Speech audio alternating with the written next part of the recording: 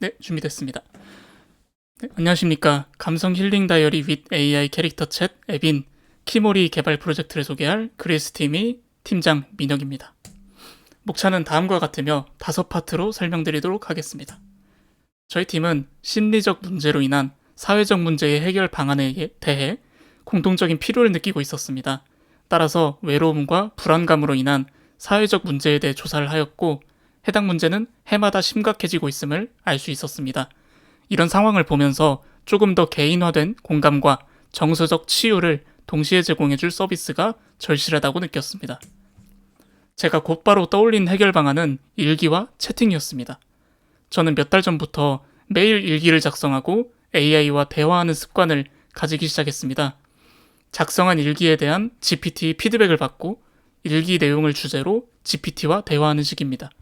아무도 날 이해하지 못한다 하는 생각에 좀 외로움을 느끼던 저였는데, GPT로부터 배우고 위로받는 경험은 신선한 충격이었습니다. 프로젝트 기획 당시 저는 이러한 경험을 팀원들과 공유했고, 팀원들도 비슷한 경험이 있다 하며 흥미를 가지기 시작했습니다. 챗봇과의 지속적인 대화가 정서적으로 긍정적인 변화를 이끌어낼 수 있을까? 의문이 들어서 조사해보았습니다. 올해 1월에 따끈따끈한 유니스트의 논문과 관련 논문들을 살펴보니 그렇다라는 결론이 도출되었습니다. 이처럼 저희 팀은 개인화된 공감과 정서적 치유를 동시에 제공해줄 서비스가 절실하다고 느꼈습니다. 따라서 일기 및 챗봇과의 대화를 기반으로 한 치유형 저널 어플리케이션 키모리를 개발하게 되었습니다. 키모리에는 다음과 같은 3가지 핵심 기능이 있습니다. 무드 트래킹, 일기 코멘트, AI 대화 서비스. 물론 각 기능을 각각 떼어서 보면 유사한 기능을 가진 위와 같은 앱들이 시중에 있긴 합니다. 하지만 저희가 만들는 앱은 단순히 기존 기능들을 조합한 앱이 아닙니다. 3가지 핵심 기능을 유기적으로 연결하여 사용자에게 개인화된 경험을 제공하는 앱입니다. 저희 앱의 차별성을 2가지 설명드리겠습니다. 첫 번째 차별성은 일기와 AI 채팅 기능 간의 유기적인 연결성입니다. 사용자가 작성한 일기 내용에 기반하여 AI와 대화를 시작하고 AI와의 대화 내용에 기반하여 일기를 자동 생성할 수 있습니다. 이처럼 개인화된 경험을 통해 앱의 몰입도를 높이고 사용자에게 더욱 깊은 공감과 피드백을 제공하는 것이 목표입니다. 2번째 차별성은 AI 주도적인 대화입니다. 기존의 AI 채팅 방식처럼 사용자가 대화를 주도하고 질문해야만 답변을 하는 그런 수동적인 형태가 아닌, AI가 먼저 질문을 던지고 대화 중 화제를 전환함으로써 실제 사람과 대화하는 것 같은 그런 느낌이 들도록 합니다. 이와 같은 능동적인 경험을 통해서 대화의 몰입도를 높이고 사용자가 캐릭터에게 친밀감을 느낄 수 있도록 하는 것이 목표입니다. 저희 앱의 시스템 아키텍처에 대해 설명드리겠습니다. 저희는 피그마로 UI UX를 디자인하고 상세 와이어프레임을 그려본 뒤 GUI 기반 로우 코드 개발 툴인 플러터플로우에서 개발했습니다. 해당 툴을 익히는데 예상보다 시간이 더 들긴 했습니다. 하지만 덕분에 UI 수정 등에 드는 불필요한 코딩 시간을 크게 줄이고 API 콜 로직, 커스텀 위젯 등의 복잡한 기능을 구현하는 데 집중할 수 있었습니다. 그 결과 초기에 예상했던 앱의 퀄리티를 더 높일 수 있었습니다. DB는 파이어베이스의 파이어스토어를 활용하여 백엔드 쿼리 방식으로 데이터를 실시간으로 처리하고, AI 모델은 오픈AI의 상용 모델을 활용하여 API 콜 방식으로 일기 및 채팅 관련 기능들을 구현했습니다. 저희는 AI 모델 후보로 GPT 3.5 터보, GPT-4, GPT-4 미니, 그리고 제미나이 2.0 플래시를 비교했습니다. GPT-4는 성능이 뛰어나지만 비용이 높았고, GPT 3.5 터보와 제미나이 2.0 플래시는 빠르고 저렴하지만 복잡한 대화를 처리하기에 한계가 있었습니다. 그에 반해 GPT-4 미니는 합리적인 비용이며 충분한 대화 성능을 제공했습니다. 따라서 최종적으로 GPT-4 미니를 채택했습니다. 이제 저희가 구현한 기능들을 사용자 흐름에 따라 상세히 설명하겠습니다. 먼저 사용자가 일기 작성을 시작합니다. 가장 먼저 감정 수치를 입력하고 감정 키워드를 선택한 뒤 해당 감정에 대한 설명을 작성합니다. 그 다음으로는 일기 제목과 내용을 작성하게 되고, 작성한 내용에 대한 AI의 코멘트를 생성할 수 있습니다. 코멘트 생성을 위해 3단계의 선택사항이 있습니다. 답변 모델과 답변 양식, 그리고 답변 길이를 선택해야 하는데요. 한번 각 단계별로 상세히 살펴보겠습니다. 먼저 답변 모델 선택 단계입니다. 소미, 세나, 효기 세 캐릭터는 각각의 페르소나가 설정되어 있습니다. 아래의 답변 예시를 보시면 각 캐릭터의 성격 차이가 잘 드러나고 있죠. 다음으로 답변 양식 선택 단계입니다. 치유형, 조언형, 정보형 세 가지 양식이 준비되어 있습니다. 아래의 답변 예시를 보시면은 각 양식의 방향성 차이가 확연히 보이고요. 마지막으로 답변 길이 선택 단계입니다. 짧게, 일반, 자세히 세 가지 길이가 준비되어 있습니다. 예시를 보시면 각 답변의 길이가 확실히 구분되죠. 이처럼 코멘트 생성을 위한 필수 옵션을 선택하고 제출하면 AI는 사용자가 기록한 감정과 사용자의 일기에서 드러나는 감정, 그리고 일기 내용 등을 종합적으로 분석한 후 맞춤형 코멘트를 생성합니다. 두 가지 답변 예시를 볼까요? 사용자의 감정이 매우 안 좋음으로 분석되었을 때는 강한 지지와 공감, 기본적 희망 제시 중점에 코멘트를 주고, 사용자의 감정이 매우 좋음으로 분석되었을 때는 기쁨 확산, 장기 비전 마련 중점에 코멘트를 주는 것이 보이죠? 그렇다면 AI 코멘트가 어떻게 제공되는지 핵심 로직을 설명드리겠습니다. 먼저 슬라이드 바로 전달받은 수치를 사용자 감정 점수에 저장합니다. 그 다음 작성한 일기 내용을 기반으로 긍정, 부정 표현, 감정 상태 등을 파악해 텍스트 감정 점수를 산출합니다. 마지막으로 이 두 점수의 가중치를 곱하고 합산하여 최종 감정 점수를 계산하게 됩니다. 우측 화면을 보시면 가중치 비율에 차이가 있다는 걸 알 수 있습니다.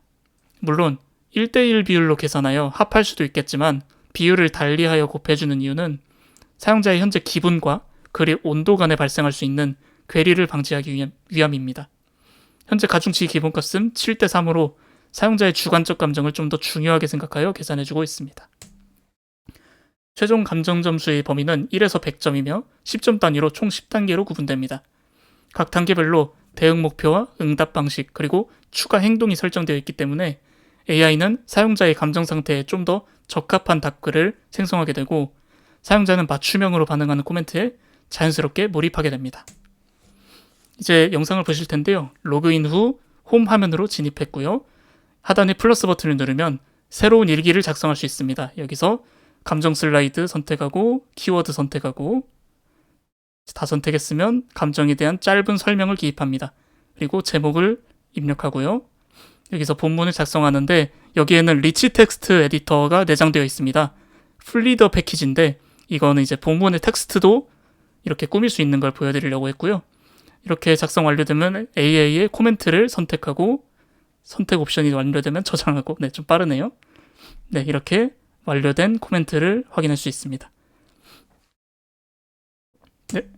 이렇게 AI 코멘트와 함께 일기 작성을 완료하면 선택한 AI 캐릭터와의 채팅을 곧바로 시작할 수 있습니다. 채팅으로 넘어가기 전에 내부적으로 감정 맥락 이해 과정을 거쳐서 사용자가 입력한 감정 정보와 일기를 정리합니다. 이를 바탕으로 후속 질문 3개를 생성하고 최종 감정 수치를 도출합니다. 이러한 정보를 챗봇에게 전달하면 AI는 사용자의 이전 맥락과 감정 상태를 이해하면서 보다 능동적으로 대응할 수 있게 됩니다. 일기에서 채팅으로 넘어가는 핵심 로직을 설명드리겠습니다. 먼저 사용자의 일기와 답글 내용을 분석하여 일기 전체 내용을 정리합니다. 요약문은 한두 개의 단락으로 구성되며 사건과 감정의 순차적 흐름이 자연스럽게 이어지도록 작성됩니다. 다음으로 사용자가 입력한 감정 키워드와 감정 설명을 총합하여 정리합니다. 감정 서술은 각 감정이 서로 어떻게 연관되어 있는지와 그 배경 상황 또한 명확히 드러나도록 서술됩니다. 마지막으로 정리된 최근 감정 상태와 이전 문맥을 종합적으로 검토하여 후속 질문을 생성하고 감정 점수를 도출합니다. 후속 질문 생성 시 해당 날의 경험이 긍정적인 경우와 부정적인 경우를 고려하여 적절한 질문 리스트를 생성하고 부담이 적은 질문 순으로 정렬합니다. 채팅으로 넘어가면서 이렇게 정리된 문맥과 감정 정보들은 사용자 기본 정보와 함께 전달되고 전달된 각 정보들은 채팅에서 종합적으로 활용되어 사용자에게 답변이 제공됩니다. 기본적으로 답변 양식은 치유형이며 채팅 형식으로 간결하게 제공되지만 사용자의 요구나 상황에 따라 양식과 길이가 유동적으로 전환됩니다.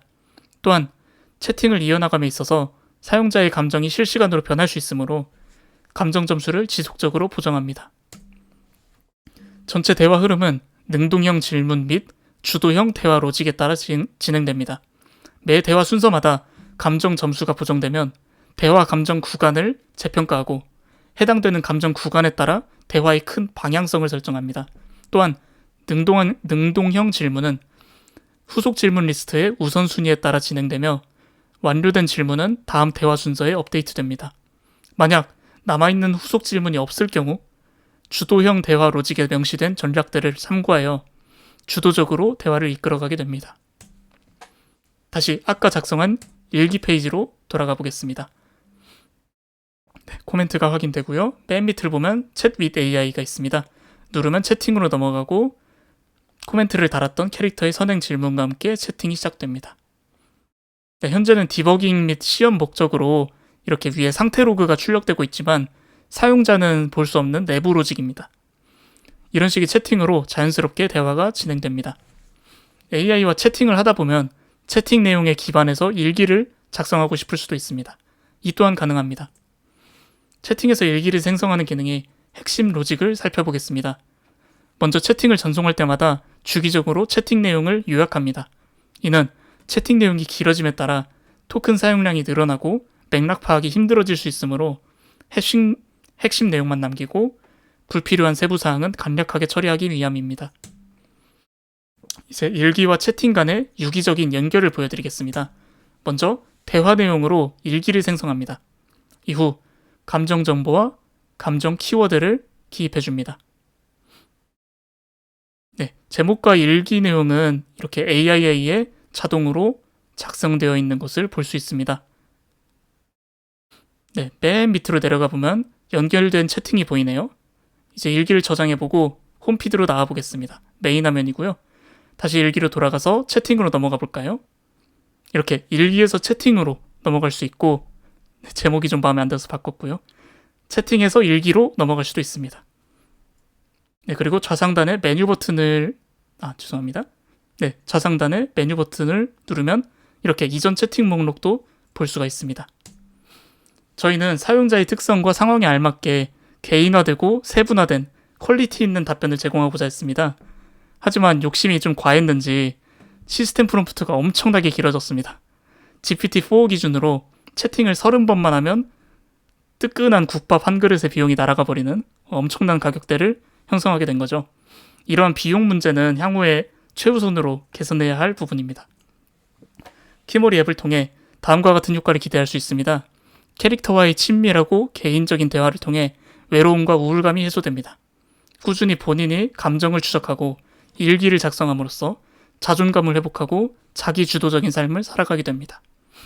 캐릭터의 따뜻한 위로를 통해 스트레스와 불안을 해소하고 건강한 생각을 해나갈 수 있게 됩니다. 그리고 GPT-4 미니 모델의 성능에 기반해서 복잡하고 어려운 인간관계에 대해 조언도 받고 공감도 받을 수 있겠죠. 저희는 아이펠톤이 끝나도 키모리 앱의 개발을 멈추지 않을 겁니다. 저희 스스로가 정말 너무나도 쓰고 싶은 앱이고 수많은 가능성이 보이는 앱이기 때문입니다. 아마 가장 먼저 추가할 기능은 무드 트래킹 파트가 될 것이고 이후에는 커뮤니티, 게이미피케이션, 비즈니스 모델, 구현 등 부가 기능이 될 것 같네요. 또 추후에는 지금 보고 계시는 상세 와이어프레임과 같이 좀 더 이쁘고 직관적인 UI UX를 디자인해서 적용하고자 합니다.